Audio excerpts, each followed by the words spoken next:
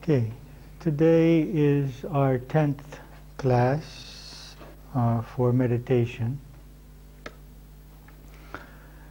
Until now we have discussed the practical details of meditation and then the benefits of meditation.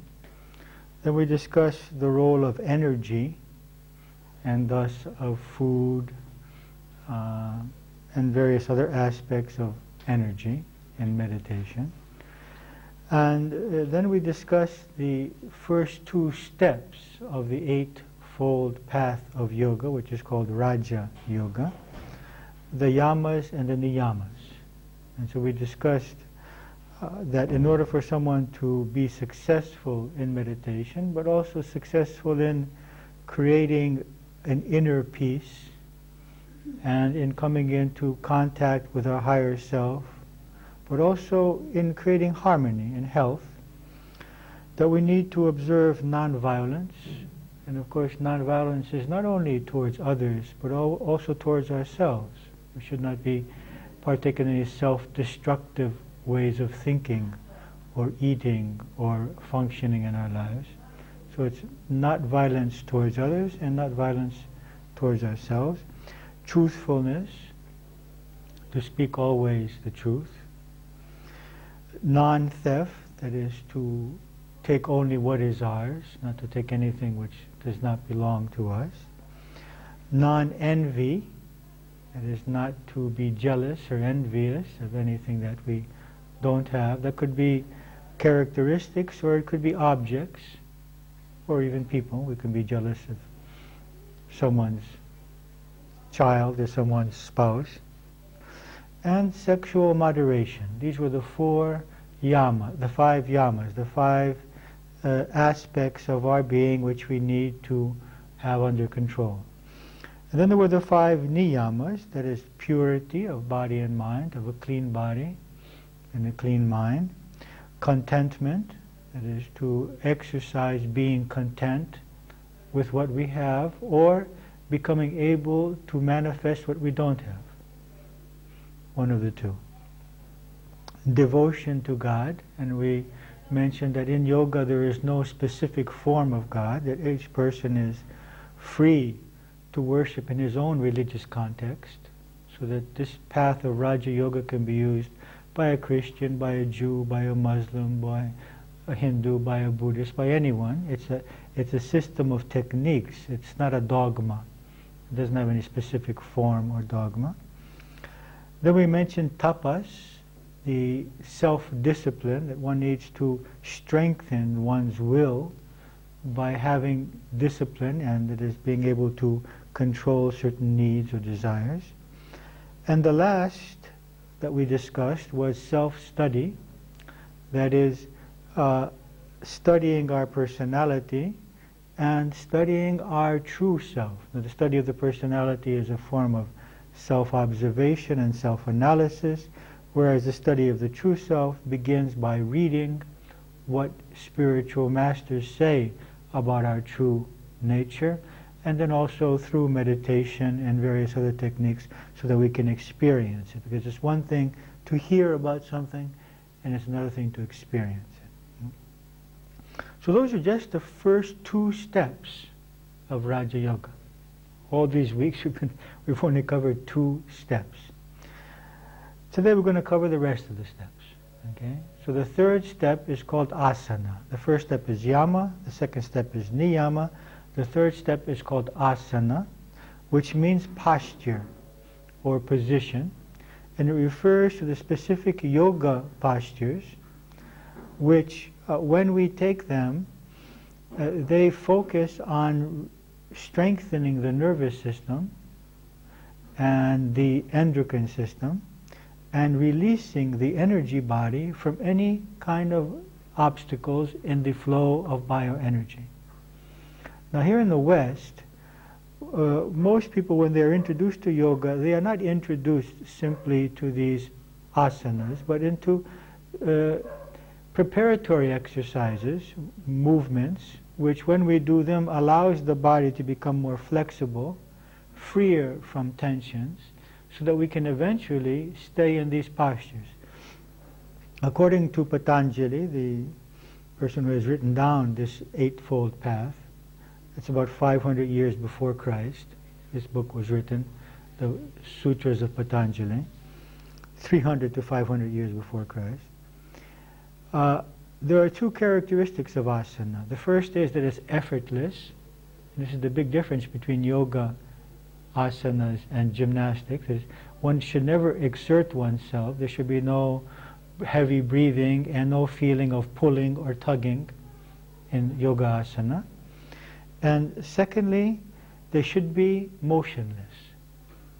So the real yoga postures are motionless. They're not all these movements we do up and down, stretching. These are preparatory exercises. And so one gets into this motionless posture and remains there, and as we remain in this posture, we come in contact with the tension and the nervosity which is in our nervous system and body. And the first impulse is to let go of the posture, to come out of it. Either because we feel uncomfortable, or because we're nervous, or because we're bored, or because we want to do something else. And this is our confronting our energy blockages. So gradually, the student of this path learns to stay for longer and longer periods of time in the asana. He may stay 1 minute the first day, and then start staying 2 minutes and 3 minutes, and 20 minutes, and then a half an hour. Supposedly, according to the Hatha Yoga Pradipika, another ancient book, one has mastered a posture when one can stay in the posture for 3 hours. Now, in our modern society, no one would give 3 hours to a posture. Okay?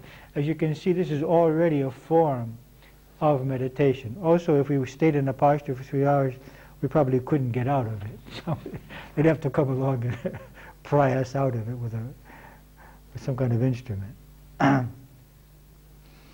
Now, the purpose of these asanas, which were developed literally about 3,000 to 5,000 years ago, is to offer to the meditator a way to keep his body healthy in a sedentary life.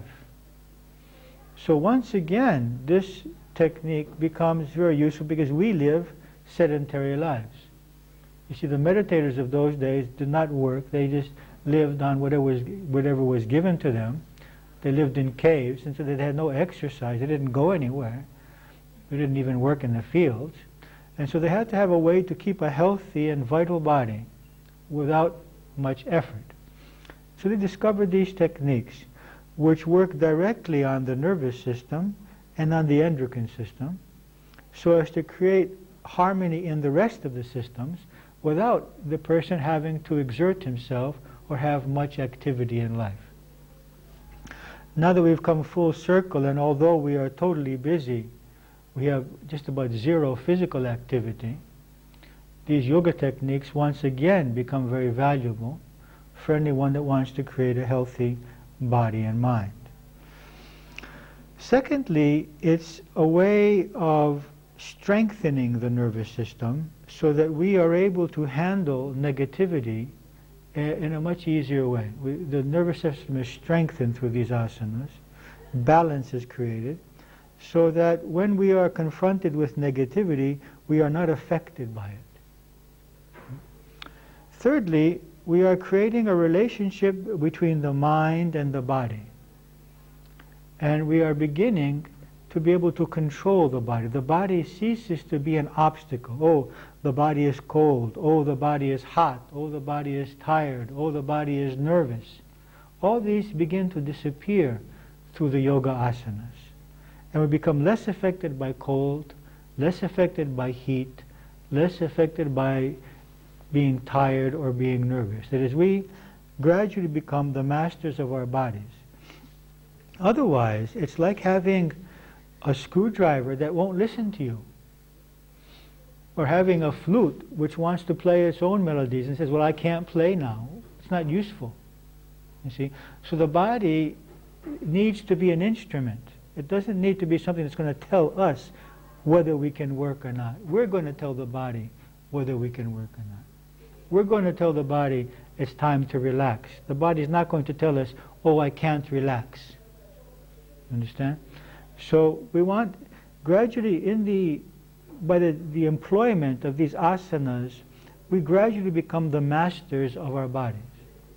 Now, one could take this to extremes. I mean, you see these, some yogis lying on beds of nails or these kinds of things. This is not the purpose of yoga. The purpose of yoga is the development of the character and the eventual enlightenment of the soul. But this is just an example of how one can become totally detached from the senses through a path like this. This is not the goal. Okay, so by the employment of these exercises, we develop a healthy body, a strong body, a resilient body, especially resilient to illness. And life is easier. It's not only that our spiritual growth process is enhanced, but our daily life is enhanced. We have less illness, we have greater energy, we have greater relaxation, we have greater clarity. There are benefits on all levels. So that's the third step of Raja Yoga. The fourth step is called pranayama. It comes from two words. Prana means energy or bioenergy, and yama, you will remember from the first step, means control. So pranayama is the control of bioenergy. Now this is usually associated with breathing techniques, because breathing techniques are one of the main ways in which we learn to control our energy and put our energy into balance. But pranayama is much more than just breathing techniques. It's a whole way of life, because it's not just my breathing which affects my energy. It's the way I eat, the way I think, my way of life, my daily activities. So pranayama, the fourth step of yoga, is caring. We could call it energy management in modern terms. You know? It's caring for my energy body. So this means eating properly, avoiding foods which disrupt my energy flow. So that would be, we would avoid meat, which makes their energy, as you remember, rajasic or excited. We would avoid foods cooked days ago. We would avoid canned foods, packaged foods, any foods lacking in energy. And so we would try to eat as much as possible fresh fruits and grains and vegetables, legumes, nuts, and some amount of dairy. Okay? And this, first of all, would create a healthy energy body. The second is to regulate our sleeping habits so that we're getting enough sleep, taking naps if we need them, so that we keep the energy at a stable amount, that we have enough energy without having so much energy that we become nervous or excited. The third aspect would be the employment of the exercises, and the fourth would be the employment of certain breathing techniques. Okay?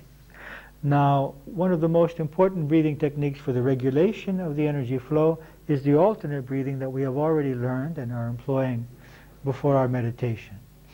Now, besides that, we can learn to regulate the rhythm of the breathing as you already have learned. We are now doing what is called the square breath, whereas the 4 acts of breathing, the inhalation, the retention, the exhalation, and the suspension without air, are of the same duration. When one moves on in yoga, has purified his diet, has purified his body, has purified the mind and the emotional being to a certain extent, so that he doesn't have these extreme emotional states, then one can begin to increase this ratio. And what we do increase usually is the retention and the exhalation.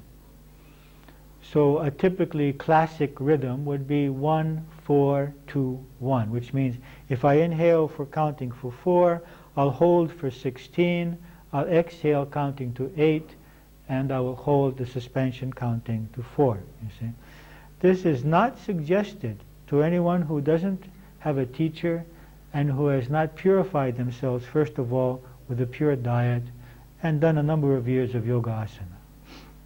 Otherwise, I suggest that you stay with the square breathing, where it's the same duration for the inhalation, the retention, the exhalation, and the suspension.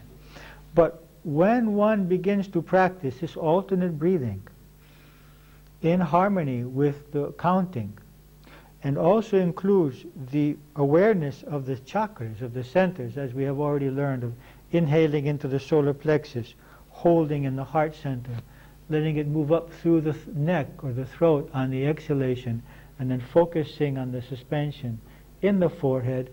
This moves the energy from one center to the other and raises the energy into the higher center. So we have three things going on here.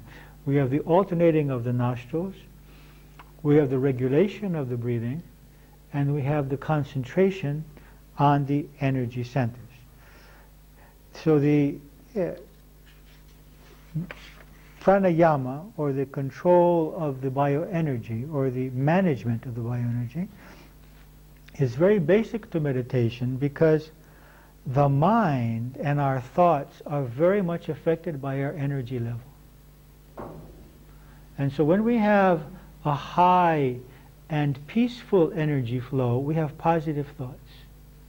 And when our energy drops, we start having negative thoughts.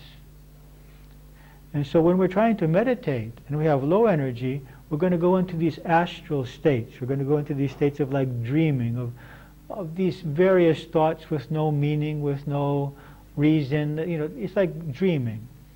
And if we're in a rajasic state of excited energy, we're going to be thinking about everything that we have to do. And we think, well, I have to do this, and then I have to do that, and I have to have this other problem. And so either we're going to be super concentrated on our problems and our responsibilities and what we have to do in life, or we're going to go into this lethargic, dreamlike state. So this is why we practice alternate breathing daily, and this is why we practice it before the meditation, so as to create a sattvic or harmonious energy flow in the body, so that the mind is more able to concentrate. And so that's the fourth step of Raja Yoga, pranayama. The fifth step of Raja Yoga is called pratyahara. Pratyahara. Some people interpret this as the control of the senses. But I think that a better way to describe it is the withdrawal of the mind from the senses. We're not controlling the senses are functioning, but we have withdrawn our connection, our mental connection from the senses, so that although we are hearing, the hearing is not stimulating the mind. This is called passive listening, as opposed to active listening. Passive listening means that, you know, when we listen to something, because listening is the main, perhaps, obstacle to meditation, because our eyes are closed, we probably don't have anything in our mouth in order to taste. Supposedly no one is touching us, so we're not feeling unless there's an ant walking or a mosquito biting us. So the main sense which obstructs us in meditation is the sense of hearing. Okay? So what happens when we hear? The first thing is we try to identify what it is. And then once we have identified it, or we think we have identified it, we evaluate it. And we say this is good or this is bad. And then we begin to think about it. So this defining what it is, and this evaluating whether this is dangerous or not dangerous, this is good or bad, this is pleasant or unpleasant, and then that creates a whole stream of thoughts. And our meditation has become disturbed by this one sound, by this one baby crying, by this one motorcycle going by someone playing the television too loud, and we're not able to concentrate. We're not able to focus. So pratyahara is the process of ignoring the sense inputs They go directly into the subconscious mind without going into the conscious. This happens when we sleep. You know, this is how people learn languages, by playing cassettes. They're not hearing the cassettes consciously, but they're hearing them subconsciously. So what we do in pratyahara is put the senses on automatic. This happens automatically when we concentrate. I mean, if we're concentrating on something and someone speaks to us, we don't hear them. We physically heard them. Our ears heard them. That sound vibration was audible. But because we were so concentrated on what we were doing, we didn't register what they said. Okay? So if we're watching television, or we're trying to solve a problem, or we're working on the computer, or somewhere we're very concentrated on something, pratyahara becomes a natural outcome of concentration. But on the other hand, it's a prerequisite for concentration. So it's both. It's a natural outcome of concentration, but on the other hand, it's a prerequisite, because if I'm going to be disturbed by every little sound that's going to be happening around me, I'm not going to be able to focus. Okay? So there is a technique called passive listening, which you can practice if you like. And that is, once your eyes are closed, you just listen, and you just experience sounds as vibrations without giving any meaning to those vibrations. You just, this is a sound. These are sound vibrations. And this way, a sound which could be annoying, like a motorcycle, or a fire alarm, or a police siren, can be ecstatic. Because I am putting a value judgment on this. I am resisting this sound. I am saying this is a negative sound, this is a bad sound. The moment I experience it simply as a vibration, as an energy, I can actually use that energy. You see? So we learn to listen without identifying and without evaluating. It goes in, and we allow it to flow through us and go out. This becomes, perhaps you like to do this with some people, in and out. It just comes in and it goes out. Okay? So we just allow vibrations to flow through us without labeling them as if we are an empty vessel. Now these are the first 5 steps of Raja Yoga. Yama, Niyama, Asana, the exercises, Pranayama, the energy management, and Pratyahara, withdrawal from the senses. These first 5 steps are called outer yoga, because they have to do with controlling or managing anything outside of the mind. It has to do with our behavior in yama and niyama. It has to do with our body in asana. It has to do with our energy body in pranayama. And it has to do with our senses in pratyahara. So the first 5 steps have to do with controlling all of the aspects of our being outside of the mind, so that they do not disturb the mind. If I have just been violent and I try to meditate, I'm not going to be able to. I've just told a lie and I try to meditate, I'm not going to be able to. You see? If I'm having jealousy, I'm not going to be able to meditate. So you can see that these first 5 steps are designed to liberate the mind from these external obstacles. And then we come to the last 3 steps of this 8-fold path, which are comprised of 3 stages of concentration, which are called concentration, or it's called dharana, or meditation, which is dhyana, and then samadhi, which is ecstasy. So we have 3 stages of concentration. Now, what is the difference between them? In dharana, we are trying to limit our mind to a certain area of concentration. You have all chosen for your meditation a specific object of concentration. As we said, it could be Christ, it could be a light, it could be a word, it could be your forehead, it could be your heart center, it could be a prayer, anything that you want. And that what we're doing is that we are just focusing on this, and every time our mind moves away from it, we bring it back. And then our mind moves away from it, and then we bring it back again, you see. So this is concentration. This is dharana, or concentration. It becomes dhyana, or meditation, when we are successful at it, when the mind has an uninterrupted flow towards the object of concentration. So basically what we are doing is concentration with perhaps some seconds of meditation, when the mind actually connects itself to the object of concentration and is able to follow it for a period of time. And that could be from seconds to minutes. It's difficult to have much longer than that, at least at this stage.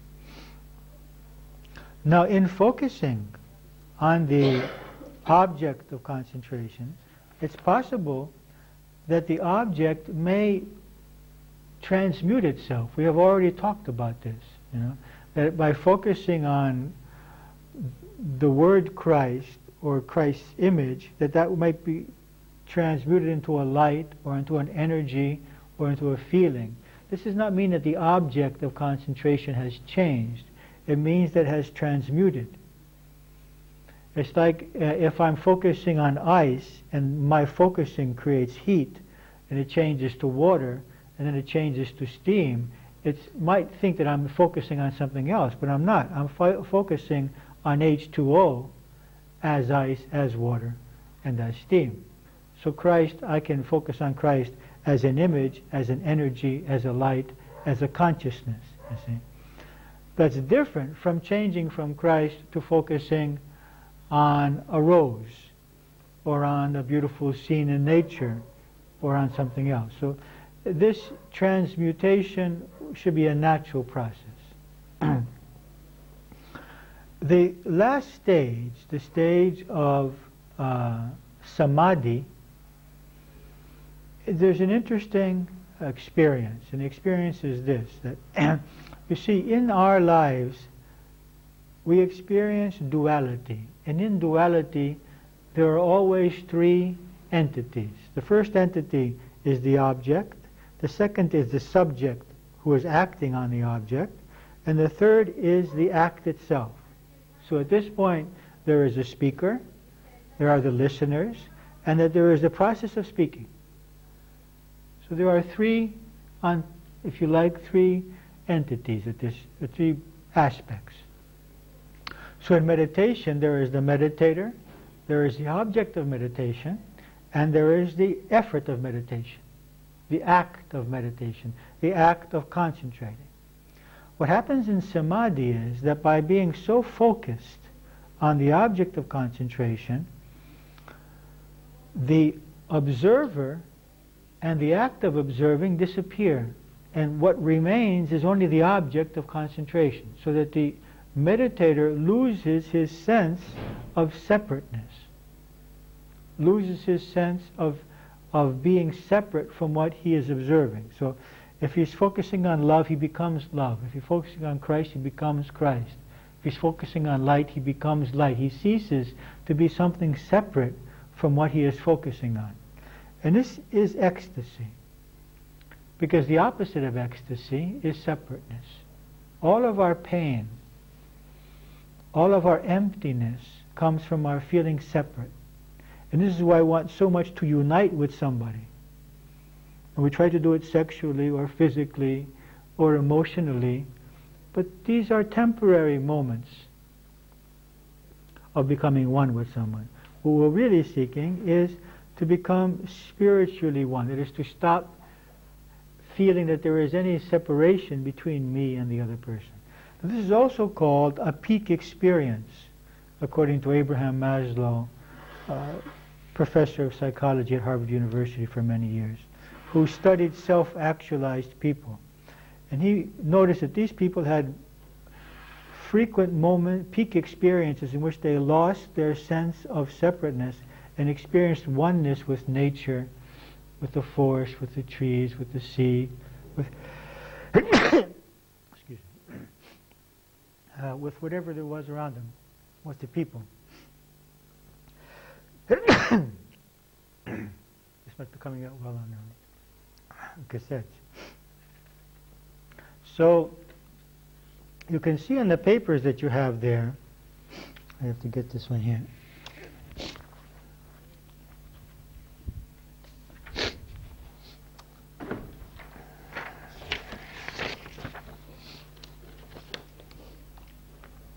We have the difference here between concentration, meditation, and samadhi.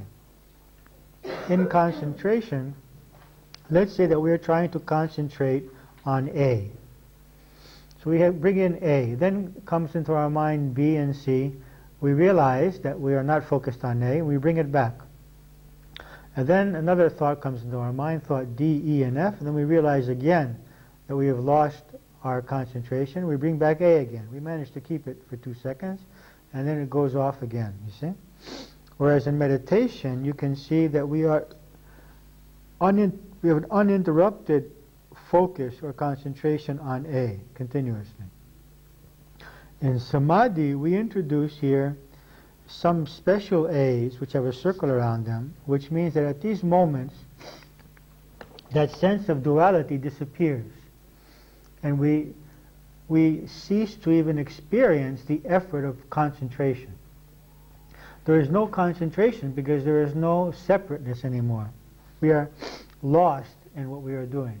We have become one with the object of concentration. So basically, this eightfold path, as you can see, is a very well-developed system which starts with the control of behavior. The second step is the employment of various disciplines. The third step is controlling the body. The fourth is controlling the bioenergy. The fifth is controlling or withdrawing from the senses. And then concentration, meditation, and ecstasy or samadhi. It has nothing to do with religion. It can be employed, it's like a car. Anyone of any religion can drive a car, the same car. It's a vehicle. It's a method of uniting with a higher aspect of our beings. At the same time, however, it's a very effective way of maintaining health, of creating an energized body and mind, of increasing our clarity, our creativity, our ability to function, and our effectiveness in the world. And gradually it becomes a way of transforming our character. That is, as we become more in touch with our higher nature, we naturally love, we naturally are peaceful, we naturally are truthful. That is, it's not something that we are trying to do anymore.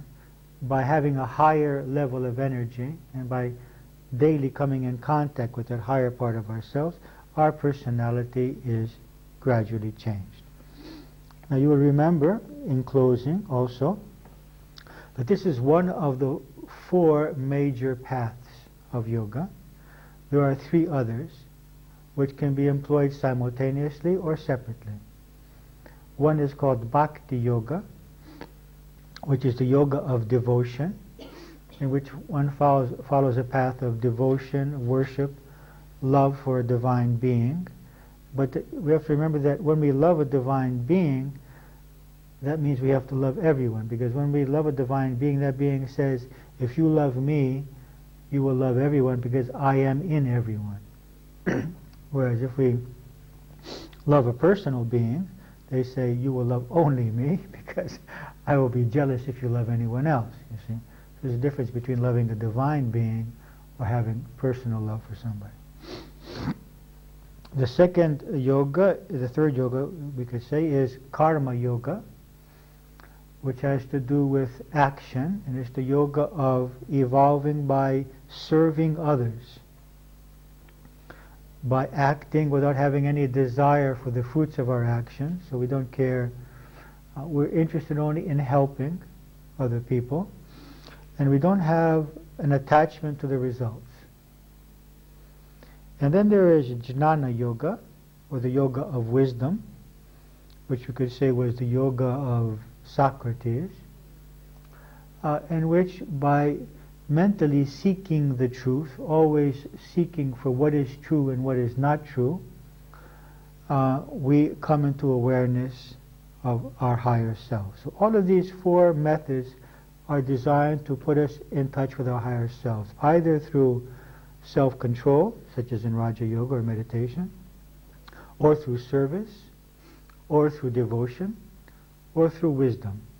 Now there's absolutely no conflict between these paths. One can easily employ all of them simultaneously. But we might find that at various stages of our lives, we are more focused on one path than another. We might be more focused at one point on exercising and meditating, and then we feel that we want to serve more, or we want to pray more, or we want to focus on understanding more. So the one complements the other. Okay, so this is the basic, very short description of the Raja Yoga, the Eightfold Path. We'll do our meditation now, and then we'll see about any questions that you have, okay? So you can take a comfortable sitting position.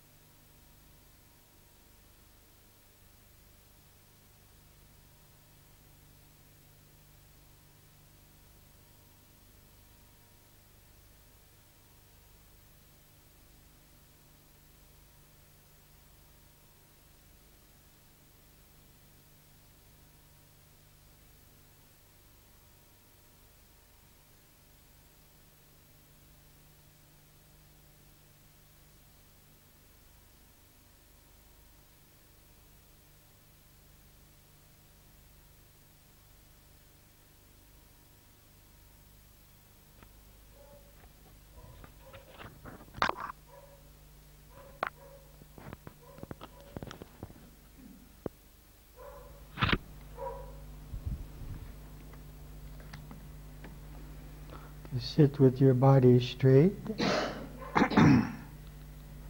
the eyes closed,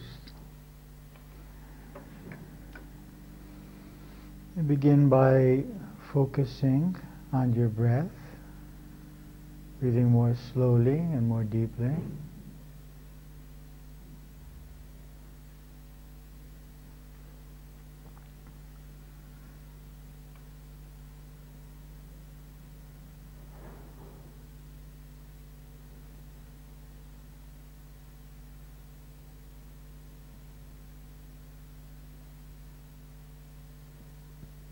Now you can begin the alternate breathing with your right hand, exhaling out of your left nostril, inhaling into the left nostril, closing that nostril, exhaling out of the right,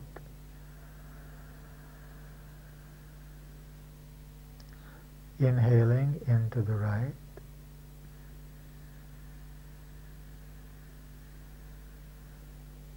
closing and exhaling out of the left. And continue in this way alternating nostrils as you breathe.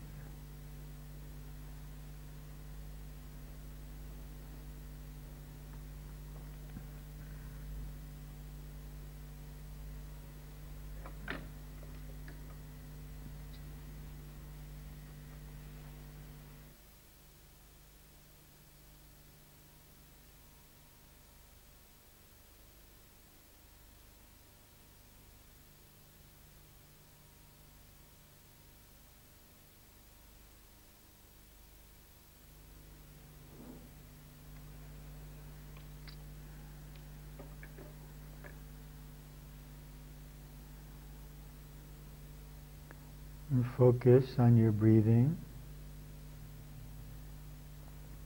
regulating the rhythm of the breath, inhaling into the solar plexus, holding in the heart center, exhaling up through the neck, and suspension in the forehead as you alternate nostrils.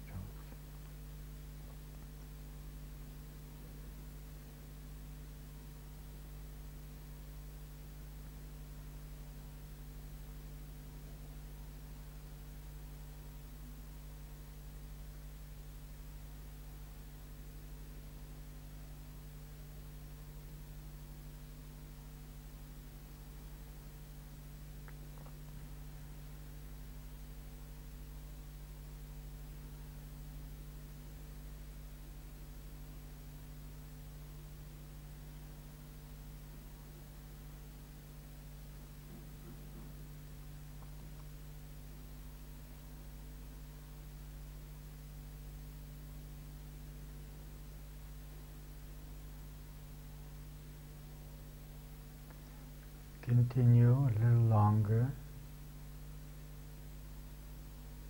the alternating of the breath, the nostrils, breathing slowly and deeply.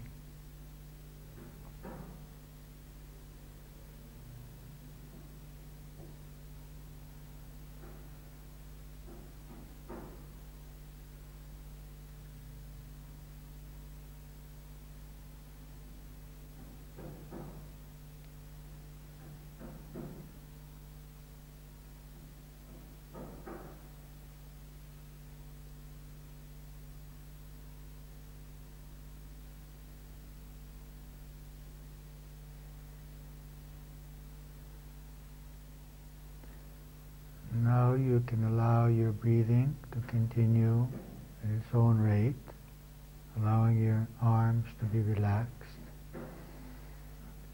on your legs,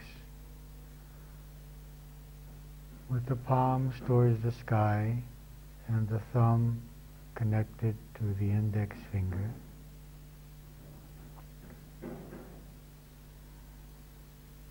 Allow the abdomen to be relaxed.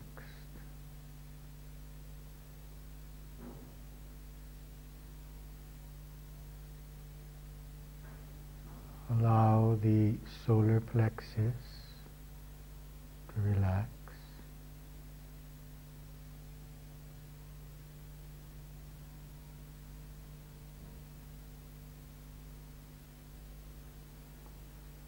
And allow the spine to come into a straighter position, allowing the shoulders to relax backward and downward.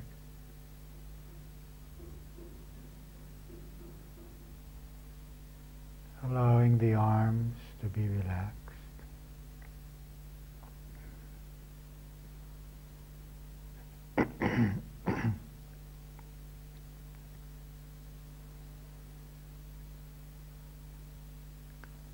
Allow your neck to be straight but relaxed.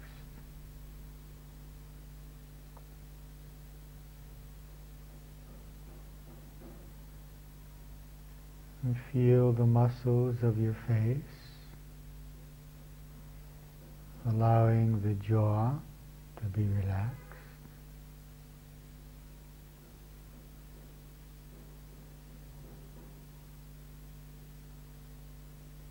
Allowing the cheeks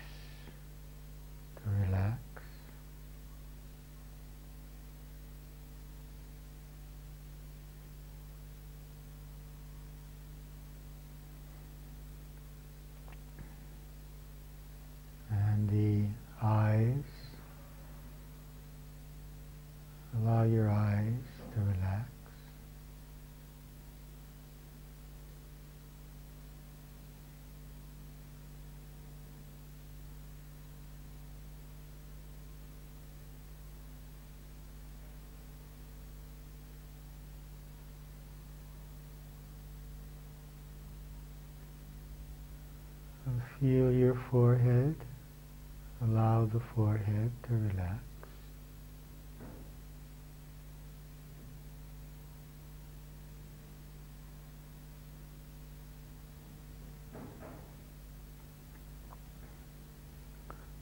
And take a few moments to communicate with the Divine in your own way, spontaneously and sincerely. Communicate with God.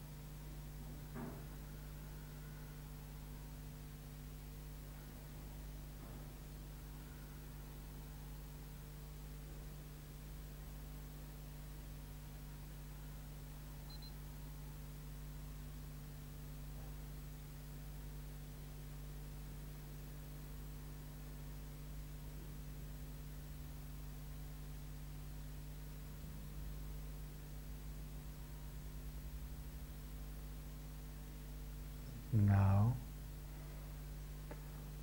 become aware of the light, the inner light in your forehead.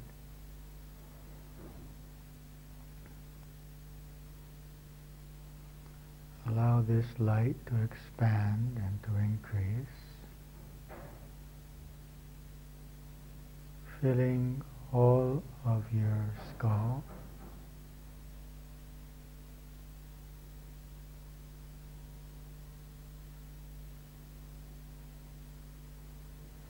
Flowing into the brain, relaxing all the cells of the brain.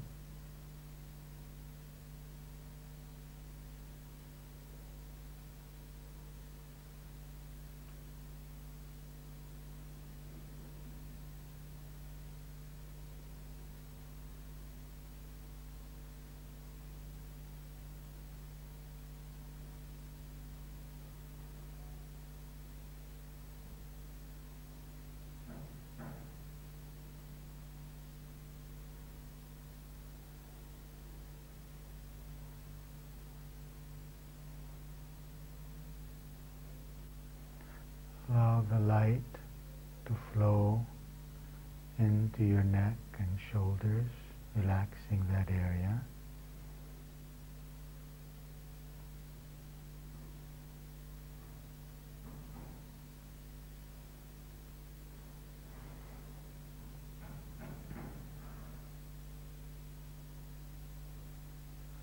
Allow the light to flow into your arms, relaxing them.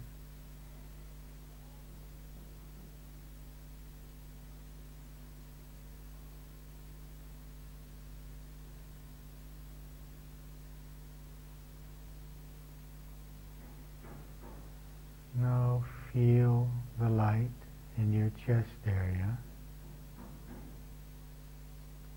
as if a flame or the sun is shining in your chest.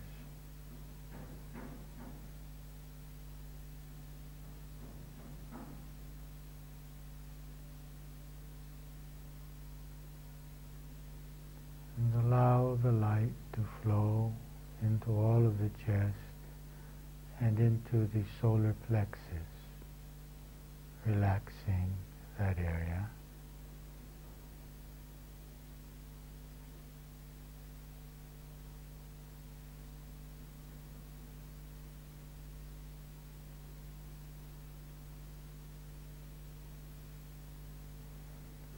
Allow the light to flow into your abdomen, to relax.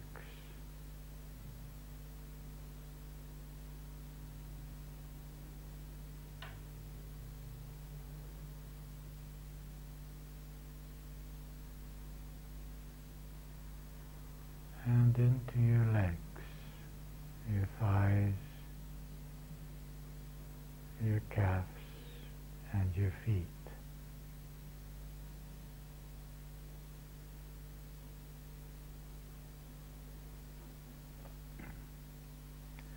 so that all the body is filled with this sensation of light, this vibration of light.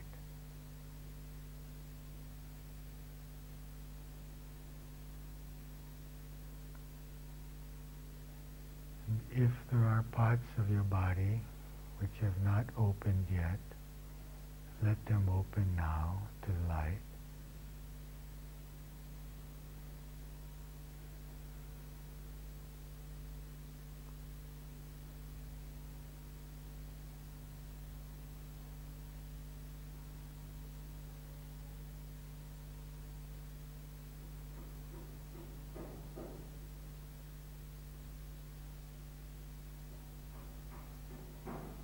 And allow the light to surround you, to expand and surround you.